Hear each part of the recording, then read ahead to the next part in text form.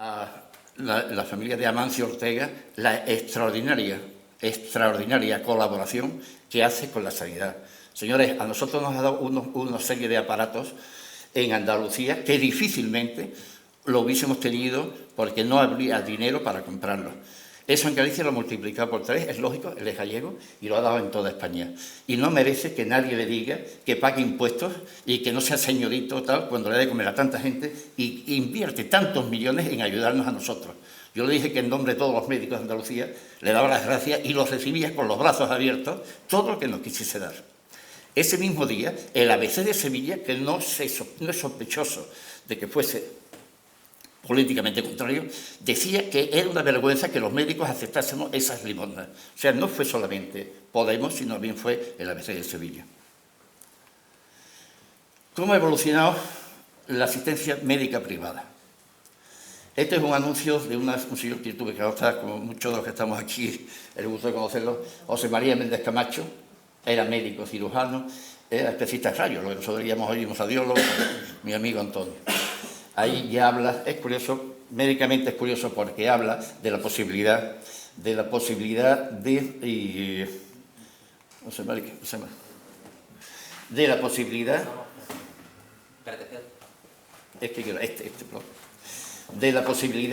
tratar tumores irradiándolos. Y la verdad que esto hace un montón de años que salió ese anuncio.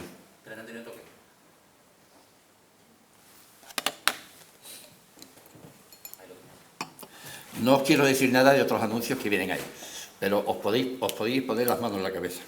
He encontrado anuncios que, por respeto, por si hay familiares todavía vivos de ese cirujano, en la cual convocaba a la ciudad de Huelva a que asistiese a una cura pública que iba a ser de un novillero que había sido cogido en la Plaza de Toros de Huelva y que lo hacía en una casa de socorro de forma pública. Ni que decir tiene que al novillero lo habían cogido por el escroto, o sea, por la bolsa de los testículos, y lo curaba delante de todo el mundo, dándose publicidad, ¿no? Los médicos han intentado, y lo veréis después, de que se unificasen los honorarios profesionales.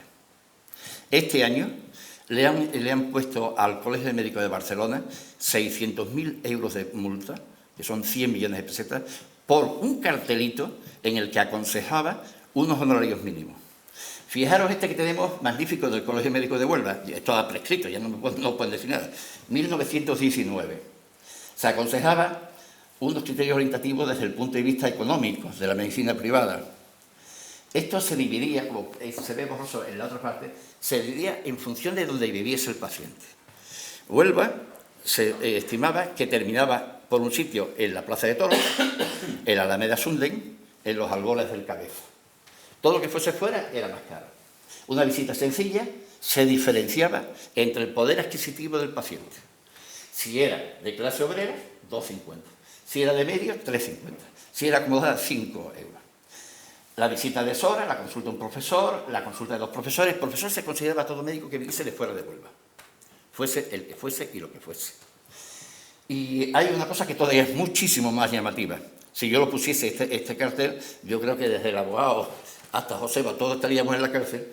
Aconseja que se cree un libro en el Colegio de Médicos donde se ponía el nombre del paciente que había dejado de pagarle al médico, con nombre, domicilio, viene en la última página de esta, en la parte de abajo, para que no se le prestase asistencia. Imaginaros, nadie se iba a negar a prestarle asistencia a una persona porque no pudiese pagar, pero que eso lo hiciese el colegio tenía tela. Esto sí, esto es un placer de Dios leerlo ahora, ¿eh? Señores, ¿cómo se tributaba en aquella época? ¿Cómo se pagaba Hacienda en aquella época? Maravilloso, fantástico. Se hacía una declaración jurada el médico de lo que ganaba. Y esa era lo que pagaba Hacienda. No había inspección, sino tú decías, yo declaro por mi honor que yo he ganado 100.000 pesetas, 50.000 pesetas, y pagabas en función de eso. De eso, una vez deducido todos los gastos que tuvieses en la consulta. Hoy sería, creo que no habría honor, no habría. De todas formas, aquí también falló. En el 57, lógicamente, fracasa el control, el sistema de declaración jurada. ¿Por qué? Porque no tenían inspectores de Hacienda, no era por otras cosas, no lo había. Entonces se creó una figura curiosísima. Yo he conocido, tuve la suerte de conocerlo, y además estuve con él, una de las últimas personas que valoraron esto. Se le dice a los colegios profesionales, al colegio de médicos en este caso, tienen ustedes dos personas que son los que valoran lo que los médicos han ganado y lo que tienen que pagar. Claro, la guerra era terrorífica porque decía Hacienda, van a pagar, yo he visto algunas, van a pagar ustedes 500.000 pesetas de la época. Y entonces había dos compañeros, uno de ellos, un gran amigo, fue secretario del colegio muchísimos años, y otro más, que eran los que valoraban lo que ganaban. ¿Quién se llevaba siempre en la primera línea? Los cirujanos prestigiosos que había. Entonces era Vázquez Limón, Sánchez Fruto, Antonio Ruiz López, los demás médicos no eran. ¿Cómo se basaban? Pues se basaban en una serie de cosas. Una de las cosas que se basaban principalmente era el prestigio profesional. Número y poblaciones donde ejercían. Había médicos de Huelva que pasaban consultas en Sevilla, nos parece mentira, pero era cierto. Iban a pasar consultas a Sevilla. Especialización, consagración, valor de las instalaciones profesionales. Y una cosa que Hacienda después se ha basado toda la vida, signos externos de riqueza. Yo he visto informes en que dice fulano de tal y tal se ha comprado un Mercedes y tiene que pagar más. Y el Mercedes lo había el hombre comprado porque se había muerto su tía Enriqueta, que le había dejado una finca en Extremadura magnífica, la vendió y se compró un Mercedes. Pero ese era el sistema que no se cobraba. Eran los comisionados, ¿sí?, que hemos dicho antes. Y nos vamos al gran capítulo, quizás menos agradable, que es la medicina privada. La medicina privada ha existido siempre.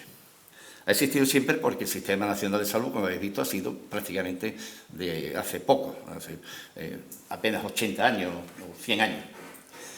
Los antecedentes eran los médicos, cómo veían a los pacientes. Veían a los pacientes bien en sus casas, en sus consultas, o bien asistían a domicilio para verlos. Y le cobraban directamente al paciente. Siempre los honorarios profesionales, no había nadie por medio, se lo cobraban a ellos. Eso va evolucionando de una forma que ahora podemos ir viendo, y aparece una cosa que a vosotros os sonará chino a la gran mayoría. Eran las igualas. Las igualas eran unos acuerdos que establecían los médicos en poblaciones, en pueblos y muchas veces en capitales, en las cuales tenían un número de familias a los cuales llegaba un acuerdo económico. Y le decía, si me pagáis 10 pesetas, o 5 pesetas, o la que fuera, por la familia o por la persona, pues yo os garantizo la asistencia médica. Claro, pensar en aquella época una patología que fuese grave, que fuese seria, conllevaba muchísimas consultas médicas, con lo cual no había posibilidad económica de pagarla. Entonces salen las igualas.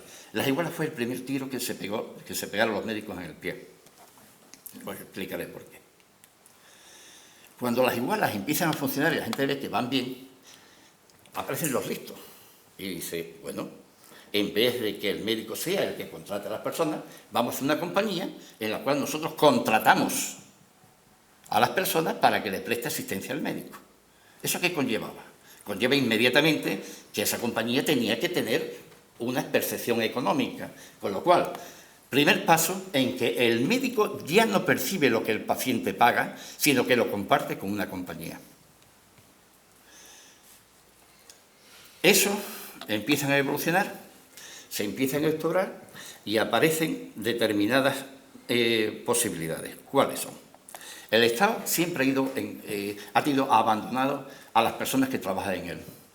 Sabéis que los militares no tenían asistencia médica, tenían una sanidad militar desafortunadamente no muy cubierta, y quitando hospitales de señeros como puede ser Gómez Ulla en Madrid, de San Fernando y algunos, lo demás estaba desasistido absolutamente. Crean entonces el Instituto Social de las Fuerzas Armadas. Los funcionarios del Estado pasa exactamente igual. No tenían cubierta la asistencia médica, no eran trabajadores en el concepto del seguro de enfermedad. Y entonces crean una entidad que se llama MUFACE, Mutualidad de Funcionarios del Estado. Los funcionarios de la administración local, en los cuales yo estuve muchos años también, crean una mutualidad que es la MUNPAL, mutualidades que eran los ayuntamientos y las diputaciones. Los jueces crean la MOJEJO, Mutualidad General de Justicia. Los sacerdotes, las monjas religiosas crean el SERAS, o sea, muchas de ellas. ¿Quién le presta asistencia? Las compañías que hemos hablado. Y entonces vuelve a dividirse más el dinero. Pagan las mutualidades, pagan a precios bajos, tan bajos que todavía, por ejemplo, el Estado paga por un trabajador de refinería, por decir una cosa, pues 1.200, 1.300 euros al año. Si ese trabajador es jefe de servicio en la Diputación, pagan 900. Con lo cual ya se baja el nivel económico que tienen para pagarle al médico. Al médico previo paso por las compañías, que igualmente siguen gastando. ¿La realidad cuáles son? Los honorarios en la medicina privada, las claves, las consultas, los contratos y las mutualidades. Yo os he dicho lo que son las mutualidades. Los honorarios. Yo creo que os va a sorprender, pero los honorarios que cobra un médico de una compañía son menores que le pueden dar de propina a la enfermera que tiene en la consulta. Hoy en día se pagan en muchísimas compañías 6 euros por la primera consulta, 3 euros por la segunda y nada por una tercera. Eso no se lo cree la gente, pero esa es la realidad. Hay compañías que pagan un poquito más, pero normalmente son esas. Pero es que tiene además una cosa más grave añadida. A partir de la tercera consulta ya no pagan. Quiere decir que si tienes la mala suerte, vienes a la consulta, yo te veo un cuadro bronquial, vente dentro de 8 días, a los 8 días lo veo y ya me ha pagado una consulta. En esa segunda consulta veo que no se cura y sospecho que tiene una neumonía, le pido una radiografía y me dicen que evidentemente tiene una neumonía, pero que cuando le cure la neumonía quiere que le haga un TAC o le haga una exploración más completa, porque debajo de esa sombra, esa mancha que tiene el pulmón, puede esconderse un cáncer de pulmón, por ejemplo. Con lo cual me obliga a una tercera consulta. Ya no te la pagan. Es más, cuando tú al paciente le dices, mira, esto no está claro, esto parece que puede ser, hay una masa, no está definida, hay que estudiarlo, creo que mi deber es aconsejarte que te vea un cirujano torácico para que te haga una exploración, lo derivas a un cirujano torácico. El cirujano torácico le hace una biopsia y te confirma que hay una neoplasia y que hay que operarlo. El paciente viene a ti. Y viene a ti porque tú sigues siendo su médico siempre. Hasta que se muere tú eres su médico. Y viene a preguntarte qué hace. ¿Me opero con este hombre? ¿No me opero? ¿Dónde me aconsejas? ¿Quién me llevas? ¿Tienes que estar conmigo? ¿Tienes que venir cuando te operes para saber qué es lo que me han hecho? Cuarta, quinta, sexta y no te viene. Eso no lo valoran las compañías. Por mucho que se lo explicamos, no lo entienden. Y esa es la realidad verdadera. Los honorarios son bajísimos y son, en muchos casos, vergonzosos porque estamos hablando, yo hablo desde el punto de vista de una especialidad que es la medicina de familia, pero es que hay otras especialidades que son tan ridículas que le pagan los menos 15 euros y es un vascular o es un cirujano, como os estoy diciendo, o sea, 15 euros por una consulta. Y las intervenciones no lo digo porque os asombraríais. Las claves, ¿qué son las claves? Pues mirad, esa ya es la última jugada que han hecho contra la medicina privada. Nosotros, los que todavía tenemos la valentía de tener una consulta abierta, tenemos una clave que nos permite que facturemos directamente nuestros servicios a la entidad. Hoy en día, sabéis que el mercado está dividido en una serie de compañías, ISA, Sanita, Adesla, Caser, tal. Entonces, te dan una clave que tú ves en tu consulta de 20 pacientes, se los paga y te pagan a ti. Eso tiene un problema gravísimo, que es que los grandes hospitales le quitan la clave a los médicos y son ellos los que facturan. Le dicen, mira, en vez de una consulta que paga la enfermera, los seguros sociales, agua, luz, teléfono, limpiadora, alquiler, tal y cual, que se van siempre normalmente a 1.200, 1.500 euros, y parece mentira, pero es así, de tenerla abierta. Tú te vienes a mi consulta, te vienes a mi hospital, yo te doy un despacho muy bueno, tienes todo puesto, y ya la clave me la das a mí. Tú le entregas la clave y eso significa como mínimo de un 25 a un 40% que se queda el hospital y que te quita directamente de tus servicios. Los contratos, inexistentes. La gran mayoría en la medicina privada no existen los contratos. No los hay.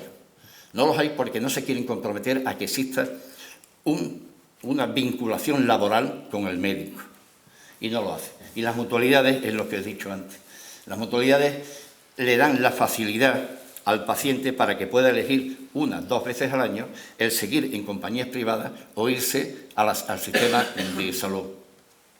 ¿Qué pasa?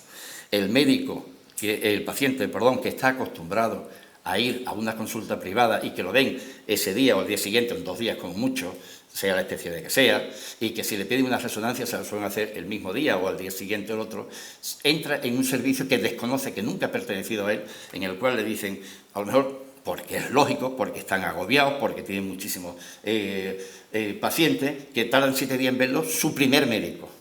Posteriormente lo ven y le dicen, tienes que ir a un especialista. Y además esto es serio, y le ponen preferente. Ese preferente se puede tardar 1 mes, 2 meses o lo que quieran conveniente. Y si le piden pruebas, desgraciadamente pasa igual. La seguridad social es fantástica, es una gran seguridad social, es un gran servicio que se presta a los españoles, pero desgraciadamente tiene limitaciones en algunos campos. Para una cosa urgente es fantástico, para intervenciones magnífico, pero en la primera etapa suele tener muchas dificultades. La medicina en los últimos años, pues la diferenciamos en la pública y en la privada. En la medicina pública, la gran mayoría, como os digo, pertenece a la seguridad social. También las mutuas anteriormente las mutuas solamente prestaban servicio del accidente de trabajo. Hoy en día existe lo que se llaman contingencias comunes, que si lo pacta la empresa con la seguridad social, pueden atender de primeras, incluso dar altas y bajas de contingencias comunes, que decir, de enfermedades normales. También está la administración. En la administración existen muchos cuerpos, los ayuntamientos, diputaciones, prisiones, ministerios, etc. El cuerpo, por ejemplo, de prisiones, tenemos unos problemas muy serios, muy graves con ellos. Hay prisiones en España, primero porque están muy mal pagados. Y después hay prisiones en España que tienen, pues en vez de tener 7 médicos y 6 enfermeras, tienen 1 o 2 enfermeras, exclusivamente, en prisiones de primer nivel, vamos a decirlo así, grandes en España. Desgraciadamente se quejan, y os puedo testimoniar que es cierto porque he estado tocando ese tema políticamente, de que se quejan que muchas veces dice un interno dice que en la 117 hay un hombre que hace 2 días que no se mueve, así como suena. No lo entiendo. Cuando estamos acostumbrados, por lo menos, a verlo en las películas, yo en otra forma no lo he visto, afortunadamente, de que se pasan todos los días registros y tal y cual, y son personas que no tienen asistencia. Estamos intentando por todos los medios que entren en el Sistema Nacional de Salud. Existe un problema. Ellos no han entrado con unas oposiciones específicas para prisiones que no tienen nada que ver con las de seguridad social. Y además, claro, lo de siempre, pues ellos tienen una categoría que después no se la van a reconocer en estos sitios. La situación hoy de los médicos de la Seguridad Social de Andalucía, pues os puedo decir que ayer estuve con el consejero y me fui, sinceramente, cuando me dijeron que se había ido a pedir dinero. Sí. En Andalucía tenemos un gravísimo problema con lo que están pagando. Un médico de Andalucía, del Sistema Nacional de Salud, percibe en números unos 1.000 euros menos que el resto de España. Si queréis ver una cosa significativa, os puedo decir, por ejemplo, el precio de las guardias. En Andalucía se paga, la guardia que se paga 18 euros en Andalucía, se llega a pagar a 40 euros en Murcia.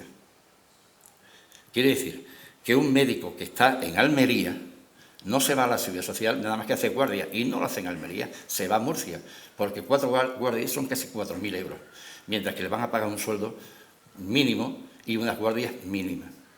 Eso conlleva a 2 grandes problemas.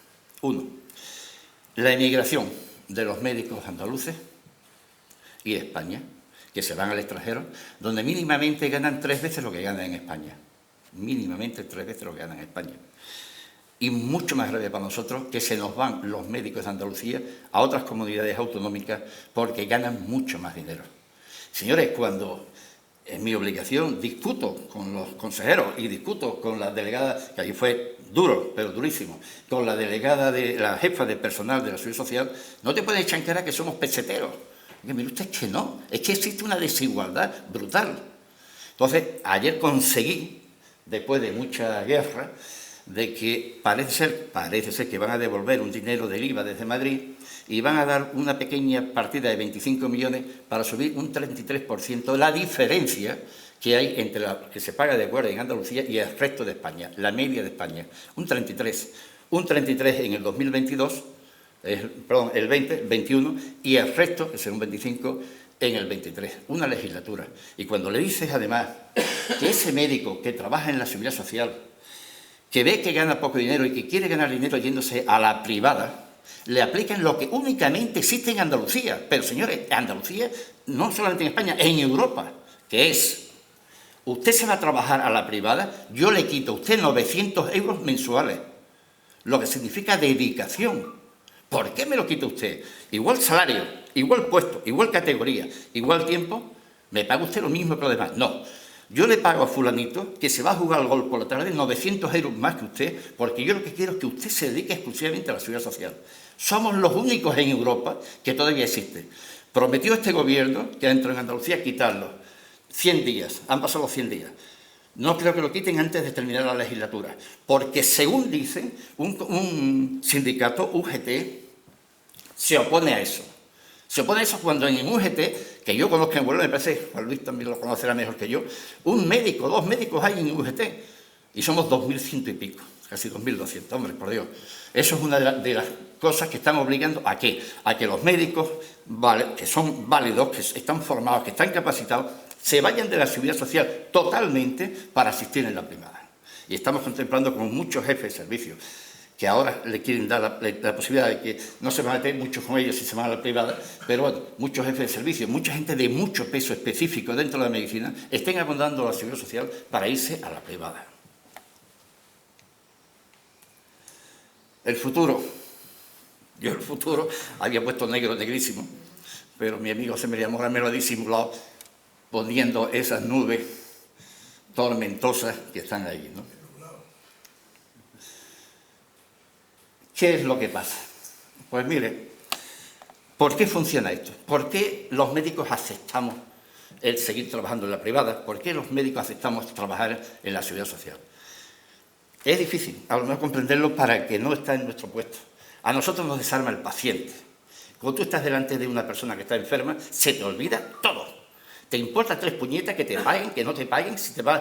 Yo jamás he preguntado, y mi mujer está aquí, y que ha sido también enfermera, comparte con mi enfermera, jamás he preguntado si ese paciente viene, que me lo mandan las hermanas de la Cruz, que viene porque es un privado, que tiene mucho poder, o si es de una compañía. Jamás lo he preguntado, porque para mí es un paciente. Y saben positivamente que ningún médico se va a negar nunca a asistir a una persona que está enferma. Eso es lo que ellos no entienden, y eso va dentro de nuestra mentalidad y de nuestra profesionalidad. Por eso, yo siempre digo que la medicina es esto, la voluntad de servicio a nuestros pacientes. Muchas gracias.